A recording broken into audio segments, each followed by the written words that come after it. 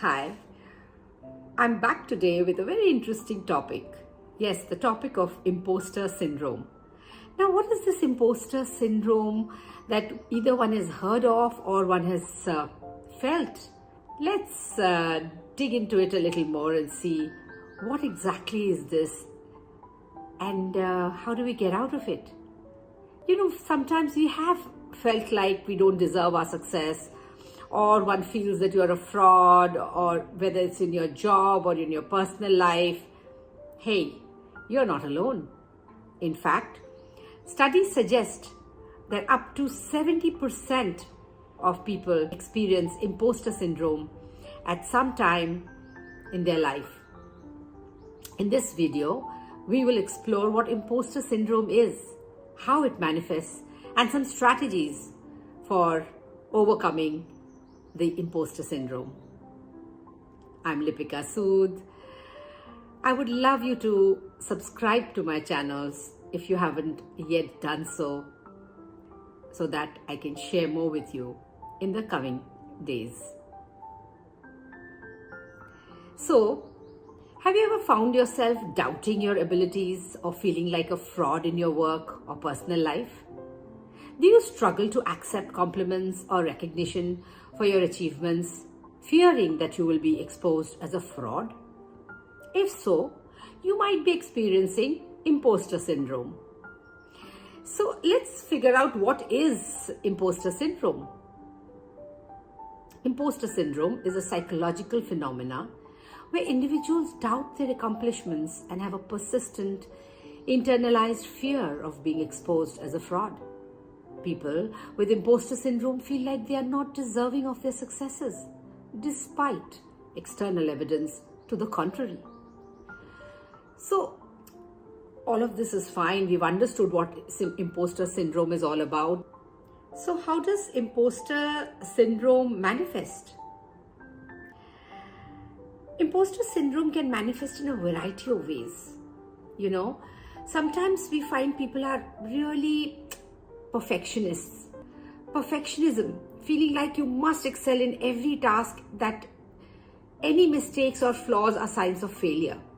And that leads to this phenomena. Overworking, feeling like you need to constantly prove your worth by working long hours or taking on too many tasks. Then there is also the problem of self-doubt. Constantly questioning your abilities, constantly feeling like you're not enough, you're not qualified enough or skilled enough for your job or position. Then, of course, there is that fear of failure, avoiding taking risks or trying new things for fear of failure or making mistakes. We also sometimes end up comparing ourselves with others, feeling like everyone around us is more competent or successful than us, and that you don't measure up. So, what are the common examples of imposter syndrome? A student who has achieved top grades throughout school but feels like they don't deserve to be accepted into a prestigious university. Imposter syndrome. An employee who consistently receives positive performance reviews but still feels like they are not qualified for their job and fears being exposed as a fraud. A new parent who doubts their ability to care for their child despite being a loving and attentive caregiver. These are all signs of imposter syndrome. So how do we overcome this imposter syndrome? Hey, listen. If you think you fall into any of the above categories that I just mentioned, that means you're experiencing this syndrome, and there are strategies that can be used to overcome it. First, recognizing and accepting your accomplishments. Yes, try to focus on your achievements and recognize that you have earned your success through hard work and dedication.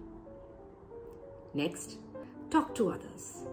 Sharing your feelings with a trusted friend, family member, or therapist can help gain perspective and overcome feelings of self-doubt. And of course, just reframe from negative thoughts. When negative thoughts arise, try to reframe them in a positive light. For example, instead of "I'm not good enough for this job," try "I have skills, I have experience, I can do it, and I have all of everything that is required to do this job." Then, of course, we need to set realistic goals.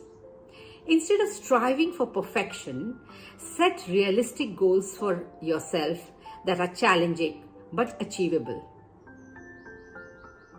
And of course, practice self-care.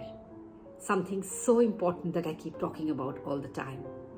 Taking care of yourself, physically and mentally, can help boost that confidence and reduce the feeling of anxiety or self-doubt. So tell me, have you ever experienced imposter syndrome? And what strategies have you used to overcome it? Why don't you share some thoughts below, and let me see if I can include them in my next video on ways to overcome imposter syndrome. Friends, imposter syndrome is a very common experience that affects many people. But it doesn't have to hold you back from achieving your goals. By recognizing and accepting your accomplishments, talking to others, reframing negative thoughts, setting realistic goals, and practicing self-care,